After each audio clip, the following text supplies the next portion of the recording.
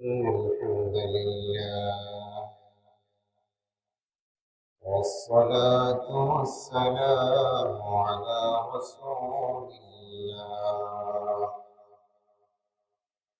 وعلى آله وصحبه وسلم تسليما كثيرا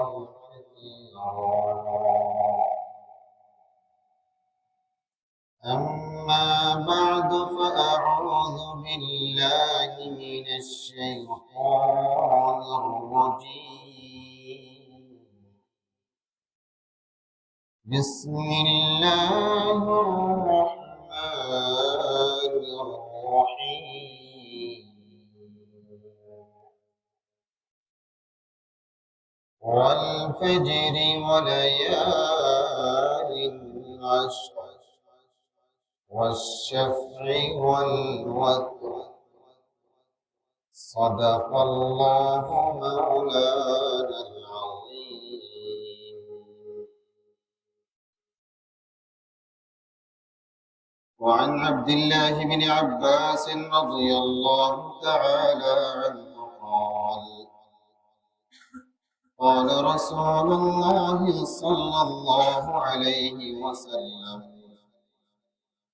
ما من أيام العمل الصالح فيهن أحب إلى الله من هذه الأيام، يعني 10 ذي الحجة. قالوا يا رسول الله ولا الجهاد في سبيل الله؟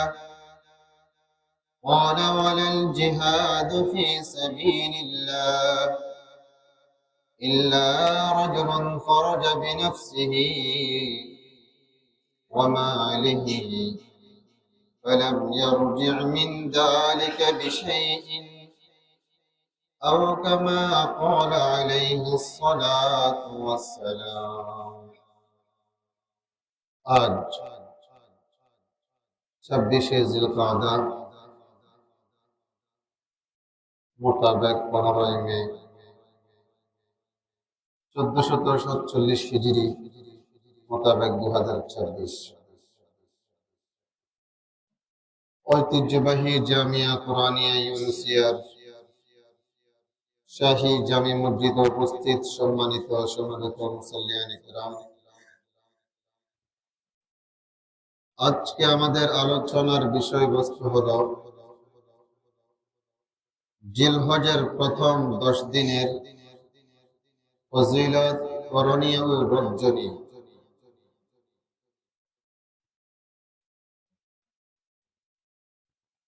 সম্মানিত মুসল্লিয়ান কিরাম, আজ জিলহজের 26তম তারিখ, জিলকাদার 26তম তারিখ। মাত্র কয়েকদিন পরে ইনশাআল্লাহ শুরু হয়ে যাবে জিলহজ মাস। আর জিলহজ মাস হলো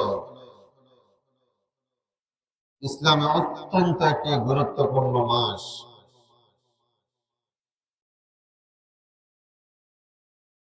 যার প্রথম 10 দিনের রয়েছে বিশেষ ফজিলত।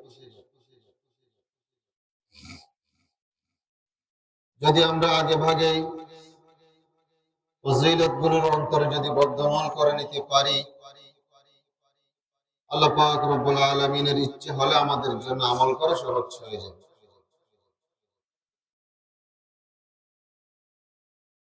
পবিত্র কোরআনের সূরাতুল ফজর আল্লাহ পাক রব্বুল আলামিন বলেন, ওয়াল ফজরি ওয়া লায়ালিন আশর। মহান রব্বে করিম তিনি কোন বিষয়ে কথা বলতে হলে শপথের দরকার হয় না, কিন্তু তারপরও কোন বিষয়কে বিশেষভাবে গুরুত্ব দেওয়ার জন্য আল্লাহ পাক রব্বুল আলামিন অনেক সময় তার মহিমান্বিত বিষয় নিয়ে শপথ করেন। ওখানে আল্লাহ পাক রব্বুল আলামিন ওয়াল ফজর, ভোর রাত্রের ফজরের সময়ের শপথ করেছেন। কারণ ওই সময়টা আল্লাহর কাছে অত্যন্ত মহিমান্বিত। যাদেরকে আল্লাহ পাক রব্বুল আলামিন যাদের অন্তরে আল্লাহর ভালোবাসার টান দিয়েছেন, ওই সময় তারা আল্লাহর প্রেম আর ভালোবাসা নিয়ে ফজরের সময় উঠে পড়ে আল্লাহর হুকুম আদায়ের লক্ষ্যে। দ্বিতীয়ত আল্লাহ পাক রব্বুল আলামিন যে বিষয়ে শপথ করেছেন, ওয়ালায়ালিন আশর, 10টি রাত্রের শপথ করেছেন। মুফাসসিরিন কিরামদের মধ্যে রাইসুল মুফাসসিরিন হযরত আব্দুল্লাহ ইবনে আব্বাস রাদিয়াল্লাহু তাআলা আনহু, হযরত আব্দুল্লাহ ইবনে জুবাইর রাদিয়াল্লাহু তাআলা আনহু সহ মুফাসসিরিন কিরামের বড় একটা দল, তারা ওয়ালায়ালিন আশর ব্যাখ্যা দান করেছেন জিলহজের প্রথম 10টি রজনী, প্রথম 10টি রাত।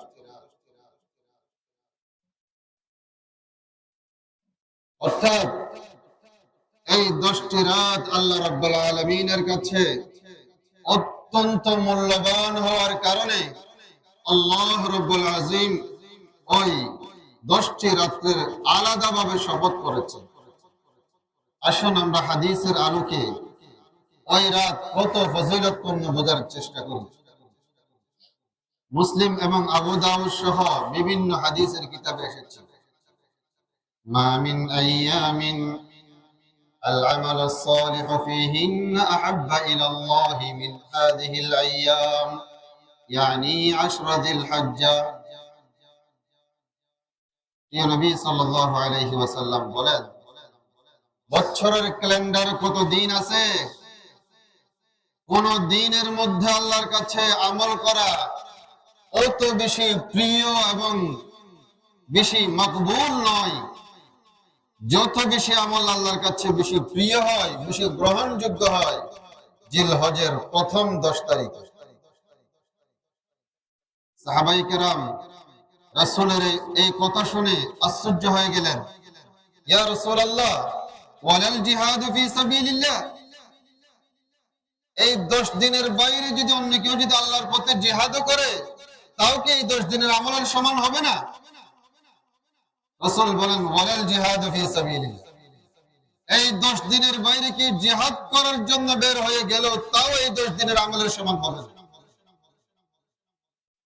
তবে রাসূল বলেন, ইল্লা খতবার একটা সূরাতে, ইল্লা রাজুলুন খারাজা বিনফসিহি ওয়া মালিহি ফালাম ইয়ারজি মিন যালিকা বিশাইইন, তবে যদি কোনো ব্যক্তি এমন হয়ে যায় তার জান মাল নিয়ে আল্লাহর পথে লড়াকু সৈনিক হয়ে বের হয়ে গেল, আর ঘরে ফিরল না, আল্লাহর পথে শহীদ হয়ে আল্লাহর কাছে যদি কেউ পাড়ি জমাতে পারে, ওই ব্যক্তির আমল হয়তো ভাই 10 তারিখের আমলের সমান হতে পারে, আর কারোরটা হবে না।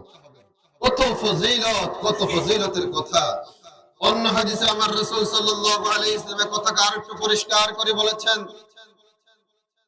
মা মিন আইয়ামিন আ'যামা ওয়া আহাব্বা العمل فيهن إلى الله من هذه الأيام فأكثروا فيهن من التحليل والتكبير والتحميد। রাসূল বলেন, বছরের মধ্যে এমন কোন দিন নাই যেই দিনগুলোর আমল আল্লাহর কাছে এত মহিমান্বিত, এত প্রিয়, এই জিলহজের প্রথম 10 তারিখের আমলের চেয়ে বেশি প্রিয় আল্লাহর কাছে কোনো আমলই নেই। যেহেতু আমল বেশি প্রিয়, তোমরা কি আমলগুলো করবে তাহলে শিখে নাও। فأكثروا فيهن من التحليل والتكبير والتحميد। রাসূল বিশেষ করে 3টি আমলের কথা আমাদেরকে শিখিয়ে দিলেন। এই দিনগুলোতে তোমরা 3টা আমল বেশি বেশি করো। তাহলিল, লা ইলাহা ইল্লাল্লাহ বেশি বেশি করো। তাকবীর, আল্লাহু আকবার বেশি বেশি করো। ওয়াত তাহমিদ, আলহামদুলিল্লাহ আলহামদুলিল্লাহ বেশি বেশি করো। তাহলে 3 দিনে রাসূল আমাদেরকে উঠায় বসায় চলায় ফেরায় 10 দিনে যে এগুলোতে সব সময় পড়ার মধ্যে সওয়াব আছে, বিশেষ করে এই দেশ দিনে পড়ার মধ্যে সওয়াব আরো বেশি। তাহলে এই তিনটি আমল, উঠা বসা চলা ফিরাই, যে কোনো মুহূর্তে আমরা করতেই পারি, কোনো উযরও দরকার হবে না। তাহলে আমরা পেয়ে গেলাম বেশি বেশি আমল করব, রাত্রে দিনে যে কোনো সময় বেশি বেশি আমল করব। তাহলে একটা আমল পেয়ে গেলাম, জিকির আজকার বাড়াই দেওয়া। এই 10 দিনে জিকির আজকার বাড়াই দেওয়া। 2 নম্বরের আমল, كان رسول الله صلى الله عليه وسلم يصوم 9 ذي الحجة। আমার রাসূল সাল্লাল্লাহু আলাইহি ওয়াসাল্লাম জিলহজের প্রথম 9 দিন সবগুলো রোজা রাখতেন। রাসূল সাল্লাল্লাহু আলাইহি ওয়াসাল্লাম এই আমলের উপর মুদাওয়ামাত করার, নিয়মতান্ত্রিক ভাবে করার চেষ্টা করতেন। আমরা যদি সত্যিকার রাসূলের উম্মত হয়ে থাকি, রাসূলের যদি আমাদের আদর্শ, যদি আমাদের স্পৃহা থেকে থাকে, তাহলে আমাদের রাসূলের সেই পদাঙ্ক অনুসরণ করা দরকার। বিশেষ করে রাসূল বলেছেন, সিয়ামু ইয়াউমি আরাফাতা আহতাসিবু আলাল্লাহি আন ইউকাফিরা আস-সানাতা আল্লাতী ক্বাবলাহা ওয়াস-সানাতা আল্লাতী বাদাহা। রাসূল বলেন, বিশেষ করে আরাফার দিনের কথা বলবো। 9 তারিখের রোজা, অনেকে 9 তারিখ বলতে সৌদি আরবের 9 তারিখ মনে করে, সেদিন আমাদের 8ম তারিখ। আমাদের 9 তারিখের রোজা।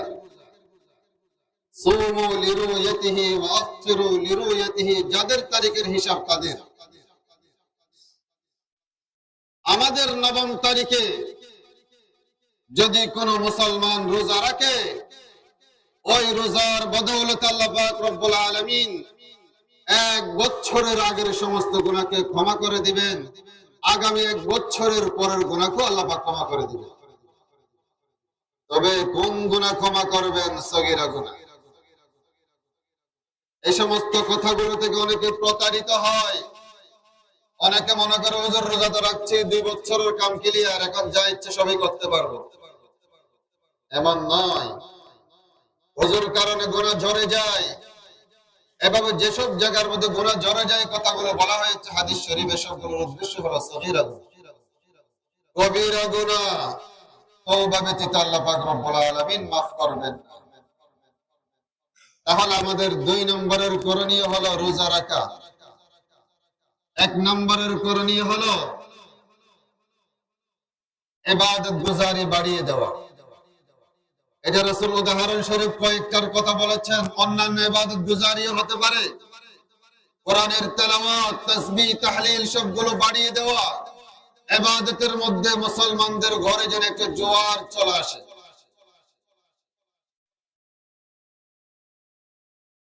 2 নম্বর হচ্ছে কি, রোজার একটা পরিবেশ তৈরি করা। বিশেষ করে 9 তারিখের রোজার কথা। 3 নম্বরের করণীয়, রাসূল করিম সাল্লাল্লাহু আলাইহি ওয়াসাল্লাম বলেন, ইযা রাআইতুম হিলাল যিল হজ্জা ওয়া আরাদা আহাদুকুম আন ইউদহিয়া ফালইউমসিক আন শা'রিহি ওয়া আযফারিহি। রাসূল বলেন, তোমরা যখন জিলহজের চাঁদ দেখবে আর তোমাদের কুরবানি করার কিয়াল, তাহলে তোমরা আর তোমাদের শরীরের কোন লোম উপড়াবে না, নখ কাটবে না। হাদিস বিশারদগণ বলেন, যদিও বা রাসূল এখানে বিশেষ করে যারা কুরবানি করবেন তাদেরকে সম্বোধন করে বললেও, এই সওয়াবটা কেবলমাত্র কুরবানি যারা করবে তাদের সাথে সীমাবদ্ধ নয়। আল্লাহর রহমত কেবলমাত্র বাহানা তালাশ করে। যারা রোজা কুরবানি করবে না, সামর্থ্য না থাকার কারণে বা যে কোনো কারণে করতে পারছে না, সেও যদি এই আমলটা করে সেও আমলের ভাগীদার হয়ে যাবে, সওয়াব পেয়ে যাবে। এই আমলটা কেন করতে হয়? এই আমলটার কারণ হলো এই জিলহজ মাসে হচ্ছে হজ, হজের মাস এটা। এই মাসের সবচেয়ে বড় কাজ হলো হজ। এই জন্য মাসের নাম হচ্ছে জিলহজ, হজের মাস। সারা পৃথিবী থেকে পঙ্গপালের মতো মানুষ কাবার দিকে ছুটছে আর ছুটছে। সারা পৃথিবীর মানুষ কাবার প্রান্তরে সেলাইবিহীন কাপড় পরছে। তাদের গায়ে কোনো ধরনের সুঘ্রাণ নাই, শরীরের কোনো লোম তারা উপড়াবে না, চুল কাটবে না। তাদেরকে আল্লাহ পাক রব্বুল আলামিন টাকা অর্থ দান করেছেন, তারা সেখানে যেতে পেরেছে। আর যাদেরকে আল্লাহ পাক রব্বুল আলামিন অতটুকু সামর্থ্য দান করেননি, আল্লাহ পাক কি এমন যে গরিবকে সওয়াব দিবেন না? গরিবের টাকা না থাকাটা কি তার কোনো বড় অপরাধ নাকি? আল্লাহ পাক বলেন, গরিবকে আমি সওয়াব থেকে বঞ্চিত করব, এই নীতি আমার নাই। গরিব ঘরে বসে থাকবে, ঘরে বসে বসে সেই বাইতুল্লাহর মুসাফিরদের সাদৃশ্যতা অবলম্বন করবে। বেশি কিছু করতে হবে না। তারা নখ কাটে না, মাথার লোম, শরীরের কোনো লোম উপড়ায় না। তারা বসে বসে শুধু এতটুকু তাদের সাদৃশ্যতা অবলম্বন করবে, আর আমি তাদেরকে ঘরে বসে বসে হাজীদের কাতারে তুলবো ইনশাআল্লাহ। डॉक्टर अब्दुल हई रहमतुल्लाह अलैह बोलते हैं, तेरे महबूब की या रब शबाहत लेकर आया हूँ, हकीकत उसको तो कर दे मैं सूरत लेकर आया हूँ। তিনি বলতেন, মৌলা তোমার মাহবুবের একটা সূরত, একটা আকৃতি নিয়ে এসেছি। আসলে তো হজে তো যেতে পারি নাই, তোমার মাহবুব বলেছেন নখ না কাটতে। তোমার মাহবুব নিজের নখ কাটেন নাই, আমি নখ কাটি নাই, শুধু সাদৃশ্যতা অবলম্বন করেছি। এই সূরতটাকে তুমি এক সময় হাকিকত বানিয়ে দিও। আমার কাজ ছিল সূরত ধরা, বান ধরা। তাহলে আমরা যারা কোরবানি করব কিংবা করব না, জিলহজের চাঁদ উদয় হওয়ার আগে এই আমলটা চাইলে সকলেই করতে পারি। আমরা শরীরের বিভিন্ন অঙ্গ প্রত্যঙ্গের লোমগুলো যা উপড়ানোর দরকার উপড়ে ফেলে, নখগুলো যদি আগে কেটে ফেলি, তাহলে আমাদের এত বড় 10টা দিন না কাটলে তত বড় আর সমস্যা হবে না। গরুর গলায় ছুরি দেওয়ার পরে, পশুর গলায় ছুরি দেওয়ার পরে কাটি, একটা বড় আমল হয়ে গেল। আল্লাহ পাক রব্বুল আলামিন যেসব কথাগুলো বলা হয়েছে এগুলোর উপর আমল করার তৌফিক দান করুন।